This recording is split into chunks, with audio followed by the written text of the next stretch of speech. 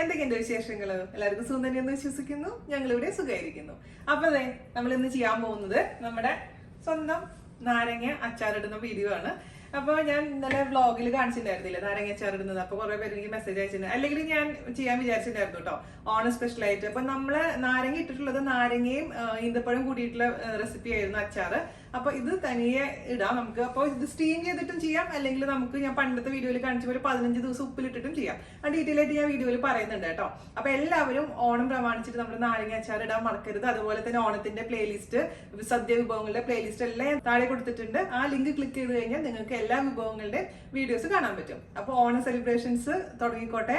എല്ലാവരും നേരത്തെ തന്നെ പ്ലാൻ ചെയ്യുകയാണെങ്കിൽ നമുക്ക് ഓണ സദ്യ വളരെ എളുപ്പത്തിൽ തയ്യാറാക്കാൻ പറ്റും.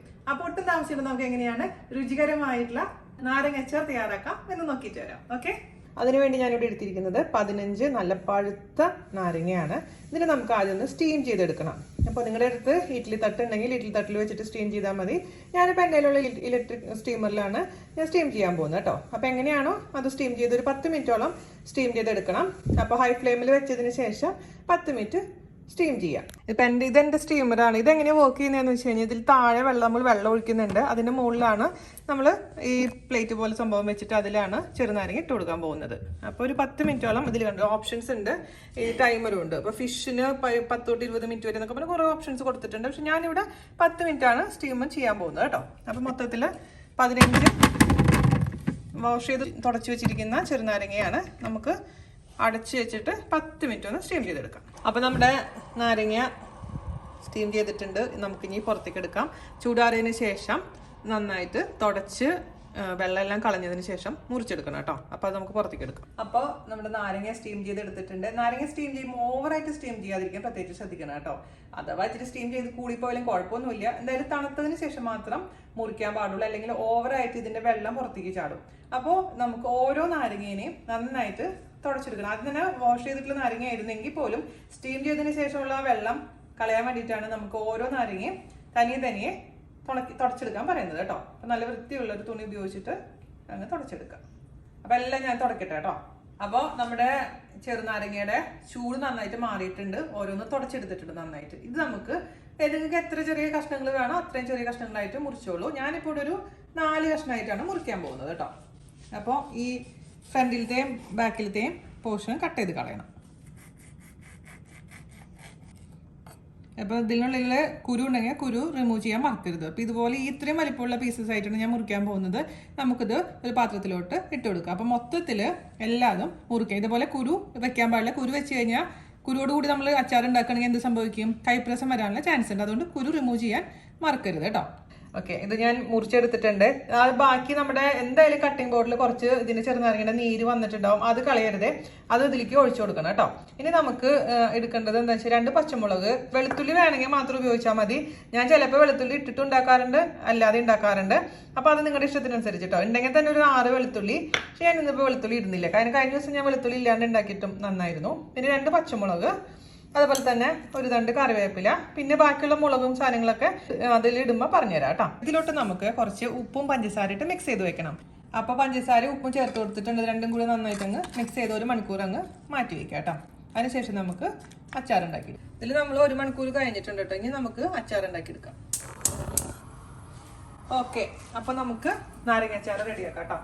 അപ്പൊ നിങ്ങൾക്ക് ഇതുപോലെ സ്റ്റീം ചെയ്യണ്ടെന്നുണ്ടെങ്കിൽ എന്താ ചെയ്യേണ്ടതെന്ന് വെച്ച് കഴിഞ്ഞാൽ നമ്മുടെ ലെമൺ ഡേറ്റ്സ് പിക്കിളിൽ ഞാൻ 15 ദിവസം ഉപ്പിലിട്ട് വെക്കാൻ പറഞ്ഞിട്ടുണ്ടായിരുന്നില്ല. അതുപോലെ ഉപ്പിലിട്ടതിന് ശേഷം ഈ സെയിം പ്രൊസീജിയർ ചെയ്താൽ മതിയാവും. അപ്പോൾ ഓണത്തിന്റെ തിരക്കൊക്കെ ആകുമ്പോൾ നിങ്ങൾക്ക് മിക്കവാറും ചെയ്യാനുള്ള സമയം കിട്ടില്ല. അതിന് വെച്ചാൽ സ്റ്റീം ചെയ്തിട്ടുള്ളതാണ് ഏറ്റവും നല്ലത്. എന്താണെങ്കിലും അച്ചാർ ഒരു 15 ദിവസം കഴിഞ്ഞിട്ടുണ്ടെങ്കിലാണ് പെർഫെക്റ്റ് ആയിട്ട് ടേസ്റ്റ് വരിക കേട്ടോ. അപ്പൊ നമുക്ക് അച്ചാർ ഉണ്ടാക്കാൻ വേണ്ടിയിട്ട് കടായിലോട്ട് നമുക്ക്, ഞാൻ നല്ലെണ്ണയാണ് ഒഴിച്ചു കൊടുക്കുന്നത്, പക്ഷെ നിങ്ങൾക്ക് വെളിച്ചെണ്ണ വേണമെങ്കിലും ഉപയോഗിക്കാം. അപ്പോൾ കുറച്ചധികം ഇരുന്നോട്ടെ. അച്ചാറായതുകൊണ്ട് ഒരു 4-5 ടേബിൾ സ്പൂൺ നല്ലെണ്ണ ഒഴിച്ചു കൊടുത്തിട്ടുണ്ട്. ഇതൊന്ന് ചൂടാവട്ടെ കേട്ടോ. അപ്പൊ നമ്മൾ കടുക് പൊട്ടിക്കണം. അപ്പൊ എണ്ണ ചൂടാവുന്ന സമയത്ത് നമുക്ക് ഇതിലോട്ട് 1 ടീസ്പൂൺ കടുക് ചേർത്ത് കൊടുക്കാം കേട്ടോ. അതുപോലെ തന്നെ 2 വറ്റൽമുളക് മുറിച്ചത്, തീ കുറയ്ക്കുക. കുറച്ച് കറിവേപ്പില, അതുപോലെ തന്നെ ഞാൻ ഇതിലിടുന്നത് 2 പച്ചമുളക് വളരെ നൈസാക്കി അരിഞ്ഞതാണ്. പച്ചമുളക് നിർബന്ധമൊന്നുമില്ല കേട്ടോ. ഇട്ട് കഴിഞ്ഞാൽ കുറച്ച് ടേസ്റ്റ് ഉണ്ടാവും. വേണമെങ്കിൽ നിങ്ങൾക്ക് ഈ സമയത്ത് ഇഞ്ചി വെളുത്തുള്ളി ഇട്ട് കൊടുക്കാം. ഞാനിവിടെ ഇഞ്ചി വെളുത്തുള്ളി ഇടുന്നില്ല കേട്ടോ. അധികം ചൂടുണ്ടാവാൻ പാടില്ല ഈ എണ്ണയ്ക്ക്. അതിന് ചൂടുണ്ടായിട്ടുണ്ടെങ്കിൽ എന്ത് പറ്റുമെന്ന് വെച്ച് കഴിഞ്ഞാൽ നമ്മുടെ മുളക് പൊടിയൊക്കെ കരിഞ്ഞു പോകും. അതുകൊണ്ട് വേണമെങ്കിൽ നിങ്ങൾ തീ ഓഫ് ചെയ്തോ. തീ ഓഫ് ചെയ്തതിന് ശേഷം മാത്രം ഇതിലേക്ക് മുളക് പൊടിയൊക്കെ ആഡ് ചെയ്ത് കൊടുക്കാം കേട്ടോ. ഞാനിവിടെ എടുത്തിരിക്കുന്നത് 2.5 ടേബിൾ സ്പൂൺ എരിവുള്ള മുളക് പൊടിയാണ് ഇട്ട് കൊടുത്തിട്ടുണ്ട്. അതുപോലെ തന്നെ 1/2 ടേബിൾ സ്പൂൺ കാശ്മീരി മുളക് പൊടി. കാശ്മീരി മുളക് പൊടി നിങ്ങൾ എടുത്തില്ലെങ്കിൽ കുഴപ്പമൊന്നുമില്ല. അപ്പം മൊത്തത്തിൽ 3 ടേബിൾ സ്പൂൺ എരിവുള്ള മുളക് പൊടി ചേർത്ത് കൊടുത്താൽ മതിയാകും. പിന്നെ നമുക്ക് ചേർത്ത് കൊടുക്കേണ്ട ഒരു അല്പം മഞ്ഞൾപ്പൊടി, ഒരു 1/4 ടീസ്പൂണോളം. അതിനുശേഷം നന്നായിട്ട് ഇതങ്ങ് മിക്സ് ചെയ്യുക. എന്നിട്ട് തീ ഓൺ ചെയ്ത് കൊടുത്തിട്ടുണ്ട് ഞാൻ. ചെറിയ തീയിൽ ഇതങ്ങ് ഇതിൻ്റെ പച്ചമണം മാറുന്നത് വരെ നമുക്കങ്ങ് ഇതങ്ങ് മിക്സ് ചെയ്ത് കൊടുക്കാം. വളരെ എളുപ്പത്തിൽ ഉണ്ടാക്കാൻ പറ്റുന്ന അച്ചാറാണ് കേട്ടോ. അപ്പൊ ഇതിന്റെ പച്ചമണൊക്കെ ഒന്ന് മാറിയെന്ന് ഉറപ്പ് വരുത്തണേ. ചെറിയ തീയിലിട്ട് ഒന്ന് നന്നായി ഇതങ്ങ് മിക്സ് ചെയ്ത് കൊടുത്തിട്ടുണ്ടെങ്കിൽ ഇതിലോട്ട് നമുക്ക് ചേർത്ത് കൊടുക്കേണ്ടത് കായത്തിന്റെ പൊടി, അതുപോലെ തന്നെ ഉലുവയുടെ പൊടി. നമ്മൾ വീട്ടിൽ പൊടിച്ച കായാണ് കേട്ടോ. 1/4 ടീസ്പൂൺ ഇട്ട് കൊടുത്തിട്ടുണ്ട്. അതുപോലെ തന്നെ നമുക്ക് ഉലുവയുടെ പൊടി ഒരു 1/4 ടീസ്പൂൺ ഇട്ട് കൊടുക്കാം. മിക്സ് ചെയ്യാം. അതിനുശേഷം നമുക്ക് ഇതിലേക്ക് ചൂടുവെള്ളം ഒഴിച്ചു കൊടുക്കാം. നിങ്ങൾക്ക് അച്ചാറിന് എത്ര ചാറ് വേണം അത്രയും ചൂടുവെള്ളം കേട്ടോ. ഒരു 1.5 ഗ്ലാസോളം ചൂടുവെള്ളം ഒഴിച്ചു കൊടുത്തിട്ടുണ്ട്. നന്നായിട്ട് ഇത് തിളക്കട്ടെ. ഞാനിത് നന്നായി തിളയ്ക്കാൻ തുടങ്ങിയിട്ടുണ്ട്. അതിലേക്ക് ഞാനൊരു അല്പം ഒരു 4-5 ടേബിൾ സ്പൂൺ വിനീഗർ ഒഴിക്കുന്നുണ്ട്. എന്താ ഗുണം എന്ന് വെച്ച് കഴിഞ്ഞാൽ നമ്മുടെ അച്ചാറ് പെട്ടെന്ന് കേടാവാതിരിക്കാനാണ് വിനീഗർ ഒഴിക്കുന്നത്. അതേസമയം നിങ്ങൾക്ക് വിനീഗർ താല്പര്യമില്ലെങ്കിൽ ഈ അച്ചാറിൽ നിന്ന് നിങ്ങൾക്ക് വിനീഗർ ഒഴിവാക്കാം. കാരണം ആ ലെമന്റെ നല്ല പുളി ഉണ്ടാവും. ഇനി നമുക്ക് ഇതിലേക്ക് ഉപ്പ് ചേർത്ത് കൊടുക്കാം. ഓൾറെഡി നമ്മൾ ലെമനിൽ ഉപ്പ് ചേർത്ത് വെച്ചിട്ടുണ്ട്. ആ ഓർമ്മ ഉണ്ടായിരിക്കണം എപ്പോഴും. എന്നാലും ഇതിലേക്ക് ഉപ്പ് ചേർത്ത് കൊടുക്കാം. ഞാനിപ്പോൾ 1 ടേബിൾ സ്പൂൺ ആഡ് ചെയ്ത് കൊടുത്തിട്ടുണ്ട്. നന്നായി മിക്സ് ചെയ്ത് കൊടുക്കാം. അതുപോലെ അച്ചാർ റെഡിയാക്കിയതിന് ശേഷവും നിങ്ങൾക്ക് എരിവ് കുറവ് പോലെ തോന്നുകയാണെങ്കിൽ സെപ്പറേറ്റ് ആയിട്ട് ഒരു പാത്രത്തിൽ മുളക് നന്നായിട്ടൊന്ന് വാട്ടിയെടുത്തതിന് ശേഷം അതിനെ പച്ചമണം മാറ്റിയതിന് ശേഷം ഇതിലേക്ക് ഇട്ട് കൊടുത്താലും മതിയാവും കേട്ടോ. അതുപോലെ ഉപ്പ് പുളി കുറവാണെങ്കിലും എങ്ങനെയാണെങ്കിലും നമുക്ക് റെഡിയാക്കാവുന്നതേ ഉള്ളൂ. അതിൻ്റെ ടേസ്റ്റ് അങ്ങനെ ടെൻഷൻ്റെ ഒരു ആവശ്യമില്ല. ഇന്ന് ചാറ് കുറുക്കിയതിന് ശേഷം നമുക്ക് റെഡിയാക്കി വെച്ചിരിക്കുന്ന കഷ്ണങ്ങൾ ഇട്ട് കൊടുക്കാം. അപ്പോൾ നമ്മുടെ സൂപ്പർ ആയിട്ടുള്ള നാരങ്ങ അച്ചാറിന്റെ ചാറ് ദേ വറ്റിയിട്ടുണ്ട്. ഇതിലോട്ട് നമുക്ക് ഉപ്പിലിട്ട് വെച്ചിരുന്ന നാരങ്ങയുടെ കഷ്ണങ്ങൾ അങ്ങ് ഇട്ട് കൊടുക്കാം. ചാറോട് കൂടിയിട്ട് കേട്ടോ. എന്നിട്ട് മിക്സ് ചെയ്യുക. പിന്നെ ഓൾറെഡി ഇത് നമ്മൾ സ്റ്റീം ചെയ്ത കാരണം ഇതിലിട്ടിട്ട് തിളപ്പിക്കണം എന്നില്ല. നിങ്ങൾക്ക് വേണമെങ്കിൽ തിളപ്പിക്കാൻ കുഴപ്പമൊന്നുമില്ല. പിന്നെ ഇതിൽ നിങ്ങൾക്ക് വേണ്ട ചാറിന്റെ അളവ് ഡിപ്പെൻസ് കേട്ടോ. കുറച്ചും കൂടി ഇരിക്കുമ്പോൾ ഇത് നിങ്ങൾക്ക് കുറുകിക്കോളും. ഒരുപാട് തിക്കാക്കണ്ട. കാരണം നമ്മൾ സദ്യക്ക് വിളമ്പുമ്പോൾ ഇച്ചിരി ചാറോട് കൂടിയുള്ള നല്ലത്. ഓവർ ചാറല്ല കേട്ടോ ഉദ്ദേശിക്കുന്നത്. ഞാനിപ്പോൾ ഇത് ഓഫ് ചെയ്യുകയാണെങ്കിൽ നമുക്ക് ടേസ്റ്റ് ചെയ്ത് നോക്കിയിട്ട് പുളി കുറവ് പോലെ തോന്നുകയാണെങ്കിൽ, കാരണം പുളി ഇതിന് ഇറങ്ങിക്കോളും. 2-3 ദിവസം കഴിയുമ്പോൾ ശരിക്കും പറഞ്ഞാൽ പുളി അറിയാൻ പറ്റുള്ളൂ. എങ്കിൽ പോലും പുളി കുറവ് പോലെ തോന്നുന്നുണ്ടെങ്കിൽ നിങ്ങൾക്ക് കുറച്ചും കൂടി ഇതിലേക്ക് വിനീഗർ ഒഴിച്ചു കൊടുക്കാം. അല്ലെങ്കിൽ നിർത്താം. പിന്നെ ഉപ്പ് കുറവാണെങ്കിൽ ഉപ്പ് ചേർത്ത് കൊടുക്കാം. പഞ്ചസാര വേണമെങ്കിൽ പഞ്ചസാര ചേർത്ത് കൊടുക്കാം. അപ്പോൾ ഇത്രയുള്ള പരിപാടി. ഞാൻ ഓഫ് ചെയ്യാണ്. ഞാൻ തിളപ്പിക്കാറില്ല. സാധാരണ രീതിയിൽ അച്ചാറിൽ ഈ നാരങ്ങ ഇട്ടതിന് ശേഷം അങ്ങ് ഓഫ് ചെയ്തു. അപ്പോൾ ഞാൻ ഇതിൻ്റെ ടേസ്റ്റ് ഒന്ന് നോക്കട്ടെ. ഉപ്പും പുളിയൊക്കെ നോക്കട്ടെ കേട്ടോ.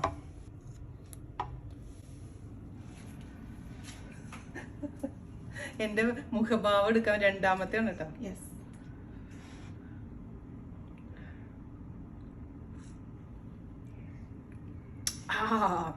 ഉപ്പ് ഉണ്ട്, പുളിയുണ്ട്, ഒരല്പം എന്ത് കുറവുണ്ട്, പഞ്ചസാര കുറവാണ്. എരിവും പെർഫെക്റ്റ് ആണ് കേട്ടോ. അതെ, ഇതിങ്ങനെ ഇരിക്കുമ്പോണ്ടല്ലോ മക്കളെ സൂപ്പറായിരിക്കും കേട്ടോ. അപ്പം നമ്മൾ സൂപ്പർ ടേസ്റ്റി ആയിട്ടുള്ള നാരങ്ങച്ചാർ റെഡി ആയിട്ടുണ്ട്. ഇത് ഇതിൻ്റെ ചൂടാറിയതിന് ശേഷം നമുക്ക് നല്ല അടച്ചുറപ്പുള്ള കുപ്പിയിൽ, അതായത് പ്രത്യേകിച്ച് ശ്രദ്ധിക്കുക, നല്ല ഉടയുന്ന കുപ്പിയിൽ, അല്ലെ പ്ലാസ്റ്റിക് കുപ്പികളിലൊന്നും അച്ചാറ് ഇടാതിരിക്കാൻ ശ്രദ്ധിക്കണേ. ഉടയുന്ന കുപ്പികളിലാക്കിയിട്ട് നമുക്ക് സൂക്ഷിക്കാം. അപ്പോൾ നമുക്ക് ആ സമയത്ത് മാറ്റാം. അപ്പം നമ്മുടെ അച്ചാറ് തണുത്തിട്ടുണ്ട്. നമുക്ക് ഒരു കുപ്പിയിലോട്ട് മാറ്റാം. കണ്ട ഈ തണുത്തപ്പോൾ കണ്ട ഇതിൻ്റെ കൺസിസ്റ്റൻസി കണ്ട. അപ്പോൾ ചാറിൻ്റെ കൺസിസ്റ്റൻസി ഇതിനേക്കാളും കൂടുതലാണെങ്കിൽ ഇതിനേക്കാളും വെള്ളം ഒഴിച്ചോളൂ. അല്ലെങ്കിൽ ഇത്രയും ഇതിനേക്കാളും കുറുകണമെന്നുണ്ടെങ്കിൽ വെള്ളം കുറച്ചും കൂടി വറ്റിക്കുക. അത്രേ ഉള്ളൂ. പിന്നെ നിങ്ങൾ എന്താ പറയുക, അതിൽ വെക്കുന്നേക്കാളും മുൻപ് തന്നെ ഇതിൻ്റെ ടേസ്റ്റ് നോക്കിയിട്ട് ഉപ്പ് കുറവാണെങ്കിൽ ഉപ്പ് ചേർക്കാൻ മറക്കരുത് കേട്ടോ. ഒരല്പം മുന്നോട്ട് നിൽക്കുന്നത് നല്ലതാണ്. കാരണം ഇതിലുള്ള പുളി ഇറങ്ങുമ്പോൾ ഉപ്പ് കറക്റ്റ് ആയിക്കോളും. അപ്പോൾ ഞാൻ എല്ലാം കറക്റ്റ് ചെയ്തിട്ടുണ്ട്. ഇനി നമുക്ക് കുപ്പിയിലോട്ട് മാറ്റാം. വെള്ളമൊന്നും ഇല്ലാത്ത നല്ല ഡ്രൈ ആയിട്ടുള്ള കുപ്പിയായിരിക്കും പ്രത്യേകിച്ച് ശ്രദ്ധിക്കുക. ഇതിങ്ങനെ ഉണ്ടാക്കി വെക്കുന്നുണ്ടല്ലോ 2-3 മാസമൊക്കെ കഴിയുമ്പോൾ, 2-3 മാസം നിൽക്കില്ല, അത് വേറെ കാര്യം. എന്നാലും അമ്മയൊക്കെ ഉണ്ടാക്കുന്ന അച്ചാറ് ഓർമ്മ വരുന്നു. എൻ്റെ അമ്മയും വലിയമ്മയൊക്കെ അച്ചാറിൻ്റെ സ്പെഷ്യലിസ്റ്റുകളായിരുന്നു. പിന്നെ അധികം പുറത്ത് വയ്ക്കണമെങ്കിൽ അധികം നാളിരിക്കണമെന്നുണ്ടെങ്കിൽ ഇതിൻ്റെ പുറത്ത് നല്ലെണ്ണ ചൂടാക്കിയിട്ട് ചൂടാറിയതിന് ശേഷം അങ്ങ് ഒഴിച്ചു കൊടുത്താൽ മതി. അപ്പം അതിന് മുകളിൽ ഒരു ലെയർ പോലെ എണ്ണ ഉണ്ടെങ്കിൽ സംഭവം കേടാവില്ല. അല്ലെങ്കിൽ ഫ്രിഡ്ജിൽ വെച്ചാലും മതി. അപ്പം ഞാനിപ്പോൾ എന്തായാലും ഇത് പുറത്ത് വെക്കുകയാണ്. കാരണം നമുക്ക് ഓണത്തിന് എടുക്കേണ്ടതല്ലേ. അപ്പോഴേക്കും എന്തായാലും കേടാവില്ല. പിന്നെ നമ്മൾ ഉപയോഗിക്കുന്ന സ്പൂണൊക്കെ എപ്പോഴും നല്ല ഇത്ര മതിയില്ലേ, അല്ലെങ്കിൽ ഓവറായി കഴിഞ്ഞ് ഇത് വേറെ എന്തെങ്കിലും കുഞ്ഞു പാത്രത്തിൽ ഇട്ട് വയ്ക്കാം. പിന്നെ ഉപയോഗിക്കുന്ന സ്പൂൺ എപ്പോഴും ഡ്രൈ ആയിരിക്കാൻ പ്രത്യേകിച്ച് ശ്രദ്ധിക്കുക. പിന്നെ ഇതിലൊന്നും സ്പൂൺ ഇട്ട് വെക്കാൻ പാടില്ല. അതൊക്കെ ഒന്ന് ശ്രദ്ധിക്കുകയാണെങ്കിൽ നമ്മുടെ അച്ചാർ ഒരുപാട് നാളുകൾ സൂക്ഷിച്ച് വെക്കാൻ പറ്റും. അപ്പോൾ ഇത്രയും രുചികരമായിട്ടുള്ള അച്ചാർ എല്ലാവരും തയ്യാറാക്കി നോക്കുക. എളുപ്പമല്ലേ? അതിനുശേഷം അഭിപ്രായം പറയാൻ മറക്കരുത്. അപ്പോൾ ദാ നമ്മുടെ അച്ചാർ, സൂപ്പർ ആയിട്ടുള്ള അച്ചാർ റെഡി ആയിട്ടുണ്ട്. എല്ലാവർക്കും ഇഷ്ടപ്പെട്ടു എന്ന് വിശ്വസിക്കുന്നു. എല്ലാവരും തയ്യാറാക്കി നോക്കുക. ഞാൻ പറഞ്ഞ കാര്യങ്ങളൊക്കെ കൊച്ചു കൊച്ചു ടിപ്സ് പറഞ്ഞിട്ട് അതെല്ലാം ശ്രദ്ധിക്കുക കേട്ടോ. അപ്പൊ ഇനി നാളത്തെ ഓണവിഭവമായിട്ട് വരുന്നവരെ നന്ദി, നമസ്കാരം. നാളത്തെ ഓണവിഭവം എന്ന് പറയുന്നത് ഓലനാണ് കേട്ടോ. ഓലന്റെ വീഡിയോ ഞാൻ ഓൾറെഡി പോസ്റ്റ് ചെയ്തിട്ടുണ്ട്. അത് കുമ്പളങ്ങ മാത്രം ഇട്ടിട്ടുള്ളതായിരുന്നു. ഇനി ചെയ്യാൻ പോകുന്നത് വൻപയറും കൂടിയുള്ള ഓലനാണ്. അപ്പൊ ഇതുപോലെ നിങ്ങൾക്ക് ഓണ റെസിപ്പീസ് ഇനിയും പ്രതീക്ഷിക്കാം. അപ്പോൾ നമ്മുടെ ഓണത്തിന്റെ പ്ലേലിസ്റ്റ് നോക്കാൻ മറക്കരുത്. അപ്പൊ അടുത്ത അടിപൊളിയായിട്ട് റെസിപ്പി ആയിട്ട് വരുന്നവരെ നന്ദി, നമസ്കാരം, ബൈ.